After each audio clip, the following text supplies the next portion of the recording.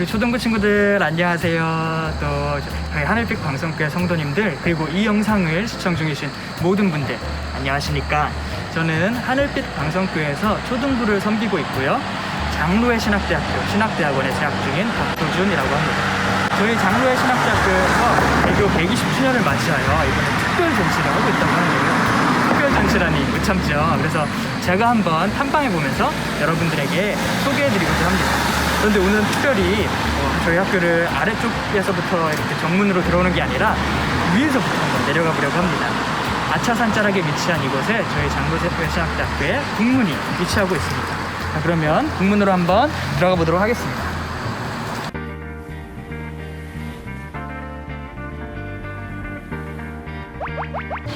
북문으로 들어오면 장점이 하나 있습니다. 바로 내리막길로 내려갈 수 있다는 점이죠. 제 오르막길은 힘들어요. 그리고 또 이렇게 아름다운 풍경과 함께 하실 수가 있습니다. 보도록 하겠습니다.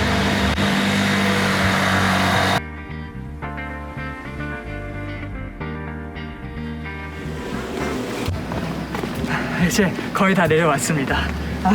네.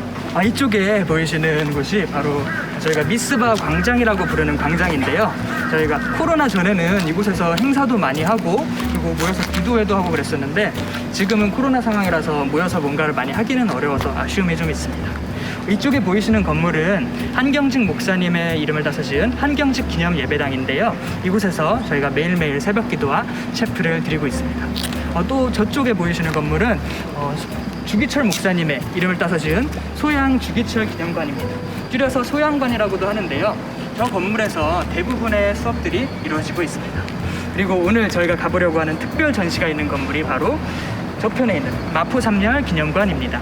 줄여서 마패관이라고도 하는데요. 저 건물에 저희 학교 도서관과 또 교수님들 연구실들, 행정부서들이 있고요. 장신대 역사박물관과 또 오늘 저희가 가보려고 하는 특별 전시실도 위치해 있습니다. 그럼 한번 들어가 보겠습니다.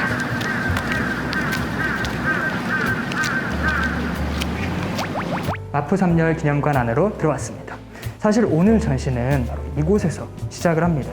여기 옆에 벽에 보시면 저희 학교 120년의 역사를 한눈에 볼 수 있도록 이렇게 전시를 해놓았습니다. 1901년 평양에서부터 시작해서 남산을 거쳐 광나루, 그리고 2021년에 이르기까지 저희 학교 120년의 역사를 한눈에 볼 수가 있습니다. 전시실 앞에 도착했습니다. 자, 그러면 전시실 안으로 한번 들어가 보겠습니다. 오늘 전시의 제목은 여명, 그때 그 사람들입니다. 한국교회의 여명기를 이끄셨던 분들의 발자취를 담고 있습니다. 오늘 전시는 크게 세 가지 부분으로 이루어져 있는데요. 먼저 첫 번째 부분, 신앙의 열망에서는 우리 믿음의 선배들이 보여주셨던 놀라운 신앙의 열망과 또 이것을 통해서 한국교회가 초창기에 엄청난 양적 부흥을 이루었던 모습을 살펴볼 수가 있습니다. 그런데 여기서 중요한 것은 그 가운데 아주 결정적인 역할을 했던 것이 무엇이었냐면 바로 사경회와 토착 일꾼들의 활약이었다는 것이죠. 그러니까 사경회, 하나님의 말씀을 배우고 알아가고자 했던 모임과 그리고 토착 일꾼들의 활약, 그러니까 선교사님들이 주도적으로 모든 일을 다 하셨던 것이 아니라 그 가운데 우리 한국인 성도님들의 열정과 헌신, 그 역할이 아주 결정적인 역할을 했다는 것입니다. 그러한 것들을 통하여 한국교회는 놀라운 부흥을 경험하게 되고요. 교회가 늘어나고 그리스도인들이 늘어나게 되자 한국인 목회자를 배출할 필요성이 생기게 되고, 그래서 정식으로 신학교육이 시작이 되는 모습을 그 다음 두 번째 이야기에서 다루고 있습니다. 그리고 그때 활약하셨던 분들의 발자취를 그분들이 남기신 자료와 유품을 통해 살펴볼 수 있는 부분이 마지막 세 번째 부분입니다. 자, 그럼 먼저 첫 번째 신앙의 열망 부분을 한번 보도록 하겠습니다. 근데 여기에 아주 재미난 것이 있는데요. 우리나라는 이게 세계 선교의 역사상 거의 유례가 없는 일인데, 개신교의 경우이긴 하지만요, 우리나라에는 선교사님들이 공식적으로 이 땅에 정식으로 들어오시기 전부터 이미 그리스도인과 성경책과 신앙 공동체가 있었다는 사실입니다. 어떻게 그럴 수 있었냐면요, 아직까지 쇄국정책으로 인해, 강력한 쇄국정책으로 인해 선교사님들이 우리나라에 들어오실 수 없을 때, 그때 만주와 일본에서 복음을 접하고 신앙을 갖게 되어 세례를 받고 그리스도인이 된 우리나라 사람들이 이미 있었다는 사실입니다. 그리고 그분들을 통하여 성경이 우리말로 이미 번역이 되기 시작했었고, 번역될 뿐만 아니라 번역된 한 권 한 권의 성경책이 이미 우리나라에 배포가 되고 있었습니다. 그러한 놀랍게 준비된 상황 속에서 마침내 선교사님들이 우리나라에 들어오시게 되고, 하나님의 말씀을 알아가고자 하는 그 놀라운 열망과 함께 사경회는 엄청난 흥행을 하게 되고 또 한국인 지도자들이 배출이 되게 됩니다. 그러한 내용들을 살펴보실 수가 있습니다. 여기 언더우드 선교사님의 집인데요. 여기서 사경회가 처음 시작되었다고 알려져 있습니다. 또 당시에 사용되었던 성경책과 신앙서적들을 볼 수가 있는데요. 여기 예수 선교전서, 우리말로 번역된 신약 성경본입니다. 또 원더우드 선교사님이 내신 찬송가집도 있고요. 요한복음, 이렇게 성경이 단권으로도 번역되어 널리 배포가 되었습니다. 또 여기 천루역정, 바로 그 유명한 천루역정이죠. 이런 신앙서적들도 번역이 되었고요. 덕혜 입문, 이 책은 유교의 내용을 긍정하면서 동시에 그 한계를 기독교의 진리로 보충하는 형태로 제술된 전도문서라고 합니다. 이렇듯 다양한 서적들과 전도문서들을 통해 우리나라 사람들이 기독교 신앙과 복음의 진리에 대해서 배우고 알아갈 수가 있었습니다. 그런 내용들을 계속해서 살펴보실 수가 있는데요. 이쪽에 이렇게 나와 있죠. 이처럼 열심을 먹고 하나님의 뜻을 알고자 하는 것을 보는 우리는 주 앞에 감사한 마음이 없을 수 없어. 이것은 그리스도 신문이라는 곳에 실린 내용인데요. 바로 사경회에 대한 내용입니다. 평안도 선천에서 여자 사경회를 하는데 열흘 동안을 하는데 수많은 사람들이 모여서 어떤 사람들은 막 160리, 어떤 사람들은 300리 이상 되는 먼 지역에서도 매일매일 하나님의 말씀을 배우겠다고 막 쌀을 머리에 오기도 하면서 와서 하나님의 말씀을 열심히 공부하고 배우고 알아가고자 했던 그 모습을 보니까 하나님 앞에 감사할 수밖에 없습니다 하는 고백이 담겨 있습니다. 그래서 당시에 이루어졌던 사경회의 모습들을 사진으로도 살펴볼 수 있는데요. 1892년 사경회의 모습이고요. 1895년, 더 많은 사람들이 모였죠. 남녀노소 함께 모여 하나님의 말씀을 배우고 알아가고자 했던 것을 알 수가 있습니다. 또 1907년에는 이제 남자, 여자 따로 모여있는데요. 남자만 모였는데도 이렇게 많습니다. 빈 공간이 없죠. 그리고 여자 사경회 더 많습니다. 정말 자리가 없을 정도로. 지금 코로나 상황에는 상상도 하지 못할 그림이지요. 그래서 이렇게 많은 사람들이 모이는 것을 보면서 정말 이 당시에 어떤 공간의 크기보다 하나님의 말씀을 배우고 알아보고자 했던 사람들의 열망의 크기가 훨씬 더 컸던 모습을 살펴볼 수가 있습니다. 이렇듯 사경회와 또 아주 결정적인 역할을 했던 것이 토착 일꾼들의 활약이었는데요. 그 내용을 옆에서도 볼 수가 있습니다. 이렇게 성경이 번역되고 배포되면서 했던 사역들의 놀라운 열매들, 양과 질, 또 양면에서 또 영적 각성, 지적 사회적 각성에 대한 이야기를 하면서 이렇게 나와 있습니다. 그 가운데 아주 결정적인 역할을 했던 것이 바로 권서라고 불렸던 분들이라는 것입니다. 권서는 뭐냐면 바로 책을 권하는 사람들이었는데요. 당시 이렇게 권서라고 불렸던 분들과 또 전도부인이라고 불렸던 분들, 그리고 또 조사라고 불렸던 헬퍼라는 역할을 했던 분들, 이런 분들이 이 우리나라의 그 복음과 기독교 신앙이 퍼져가는데 아주 결정적이고 핵심적인 역할을 수행하셨다는 것입니다. 그때 활약하셨던 분들의 활약상을 또 이렇게 사진으로도 볼 수가 있겠습니다. 그렇게 해서 이렇게 또 고백하고 있죠. 마포사물 선교사님의 고백인데요. 그렇게 교회가 많아진 것을 보면 놀랍기만 하다오. 이 내용을 좀 더 살펴보기 전에 여기 당시 사용됐던 전도 책자들을 좀 더 살펴보겠습니다. 여기 삼위일체 하나님에 대해서 설명해주고 있는 책자도 있고요. 그리고 예수 그리스도를 통한 구원에 대해서 설명해주고 있는 책자도 있습니다. 또 여기 주일과 안식일에 대해서 소개해주고 있는, 설명해주고 있는 책자이고요. 또 여기 눈에 들어오는 책자가 있는데요. 태모위생이라는 책자인데요. 이 책자는 여성의 임신 준비부터 출산, 산후 건강에 관한 지식을 신앙의 관점에서 저술하고 있다고 합니다. 그러니까 복음이라는 것, 그리고 복음을 전하는 전도라는 것은 우리의 일상의 삶의 아주 구체적인 부분과도 결코 동떨어져 있지 않구나, 맞닿아 있구나 하는 것을 생각해 볼 수가 있겠습니다. 그 외에도 또 하나님의 구원의 의도를 다루고 있는 책자도 있고, 이처럼 다양한 전도문서들이 우리말로 번역이 되어 배포가 되었다고 합니다. 그래서 이런 것들, 책자와 또 한국인 성도님들의 활약과 이런 것들을 통하여 교회가 놀랍게 부흥하고 성장할 수 있었습니다. 마포삼열 선교사님의 고백인데요. 2, 3년이란 아주 짧은 기간에 그렇게 교회가 많아진 것을 보니 놀랍기만 하다오 라고 고백하고 계십니다. 이렇게 짧은 시간 동안에 빠른 속도로 교회가 늘어나고 그리스도인들이 늘어나게 되면서 한국인 목회자를 양성할 필요성이 생기게 되고, 그렇게 해서 정식으로 신학교육이 시작이 되게 됩니다. 그 내용을 다음 두 번째 이야기, 신학반에서 조선 장로의 신학교까지 여기에서 다루고 있습니다. 이 부분의 내용도 몇 가지만 간단히 살펴보겠습니다. 1900년에 김종섭과 방기창 이 두 분이 목회자 후보생으로 허락이 되게 되시고요. 그래서 1901년 마침내 이 두 분의 입학생과 함께 마포 삼열 선교사님의 집에서 최초의 신학교육이 시작이 됩니다. 그리고 점점 학생들이 늘어나고 정식 커리큘럼도 채택이 되고 하면서 마침내 1907년에는 최초의 졸업생 7분이 배출이 되게 됩니다. 최초의 목사님 7분이 배출이 되게 된 것이죠. 그 후에도 계속해서 신학교육이 잘 이어져 가게 되는데요. 그 내용들을 살펴보실 수가 있습니다. 그래서 먼저 이쪽에 보시면은 최초의 신학생 두 분의 모습과 또 최초의 신학교육이 이루어졌던 마포 삼열 선교사님의 집의 모습을 볼 수가 있겠습니다. 그리고 여기 이어지는 부분에서도 계속해서 관련된 내용들을 사진과 자료들을 통해 볼 수가 있고요. 또 이쪽 벽에 보시면 이쪽에 당시에 활용되었던 커리큘럼과 또 사용되었던 교재들 그리고 관련된 선교사님들의 회의록과 같은 자료들을 보실 수가 있습니다. 그래서 간단히 좀 살펴보면요. 여기 선교사님들의 회의록이 우리말로 아주 잘 번역이 되어 있어서 좀 살펴보겠습니다. 여기에 커리큘럼에 대해서 3년에 걸친 조사, 그러니까 조사는 아까 말씀드렸듯이 헬퍼로서 오늘날의 간사나 전도사 이런 분들이었는데요. 이 조사를 위한 3년짜리 입문 과정과 또 5년에 걸친 목회자 후보생을 위한 정식 신학 연구 과정이 권고되고 채택되는 모습을 볼 수가 있겠습니다. 그래서 이 조사를 위한 과정, 3년 과정 한번 간단히 보겠습니다.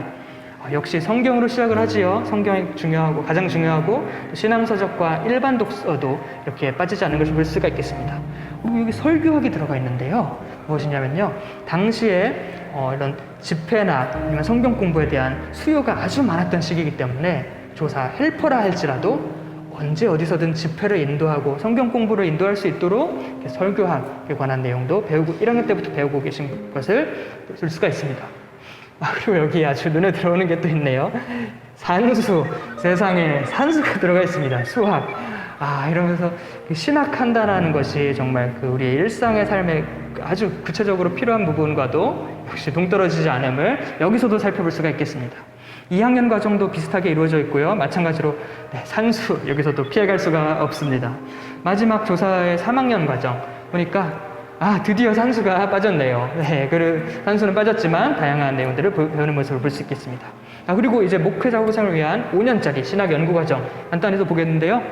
역시 성경 시작부터 포스가 남다릅니다. 이 더 많은 성경책들을 아주 심화해서 아주 심층적으로 배우고 계신 모습을 볼 수가 있겠습니다. 그 외에도 교회사, 신학, 또 일반 독서 이런 부분들 다양하게 배우고 계시고요. 그리고 2학년과 3학년 과정을 보니까 여기에 또 눈에 들어오는 것이 있습니다. 바로 과학입니다. 2학년에는 생리학이 들어가 있고요. 3학년에는 과학으로 위생학이 들어가 있습니다.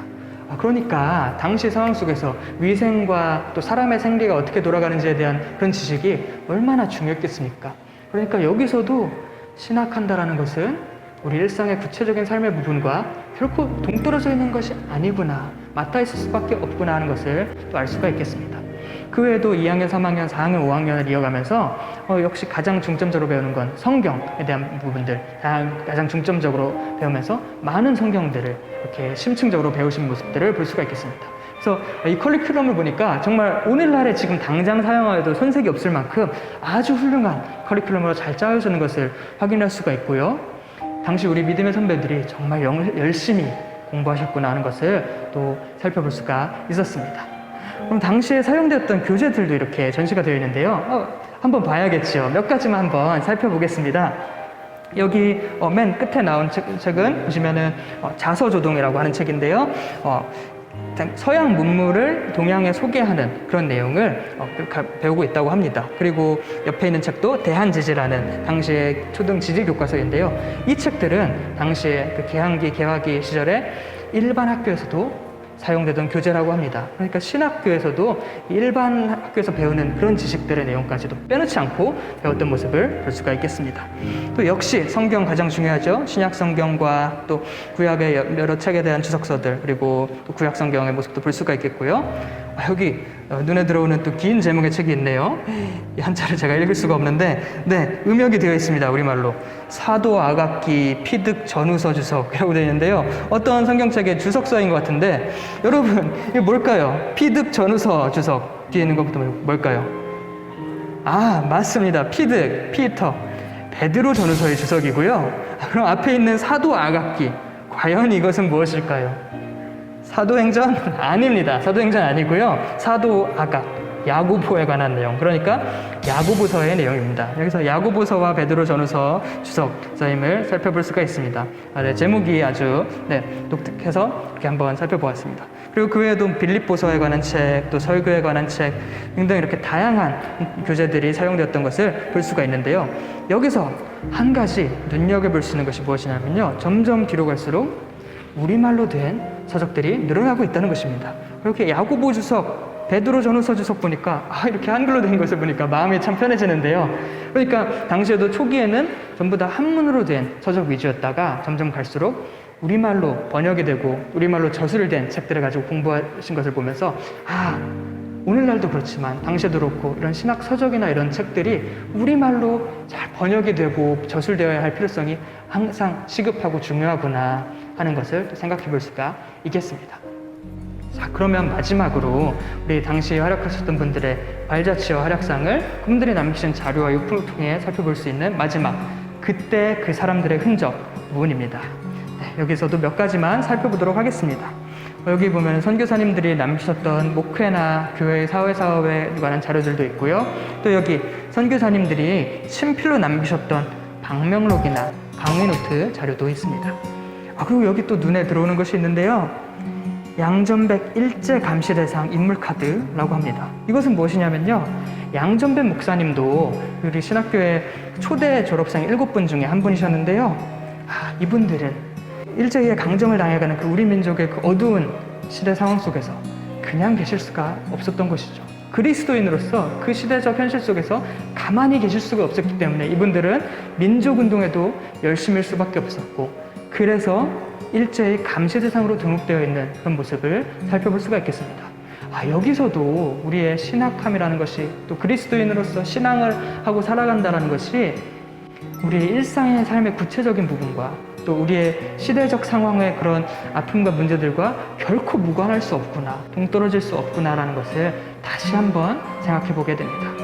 마지막으로 이분들이 남기셨던 유품들을 살펴보면서 그 중에서 가장 눈에 들어오는 것 한 가지를 집중해서 좀 살펴보려고 하는데요. 바로 여기에 나오는 안경입니다.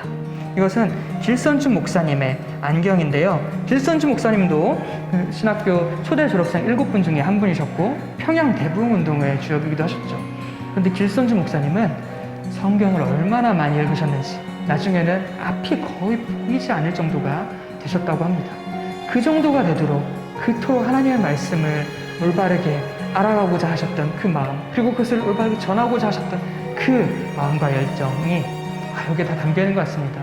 그뿐만 아니라 우리 믿음의 선배들이 보였었던 그 말씀에 대한 열망과 그 모든 놀라운 신앙의 열망들이 바로 이 자리에, 이곳에, 바로 이 안경에 고스란히 다 담겨 있는 것 같습니다. 자, 이렇게 그때 그분들의 발자취를 짧게 한번 살펴보았는데요. 보면서 이런 생각이 들었습니다.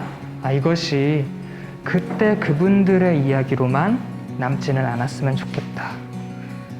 그때 그분들이 보여주셨던 그 말씀에 대한 열정, 그 말씀을 배우고 알아가고 전하고자 했던 그 엄청난 신앙의 열망과 또 그것을 가지고 삶의 현장에서 치열하게 살아내셨던 그분들의 그 삶의 모습, 그 발자취가 단순히 그때 그 사람들의 이야기로만 남는 것이 아니라 오늘날 우리의 이야기가 되기를, 저와 여러분들의 삶의 이야기가 되기를 간절히 소망해 봅니다.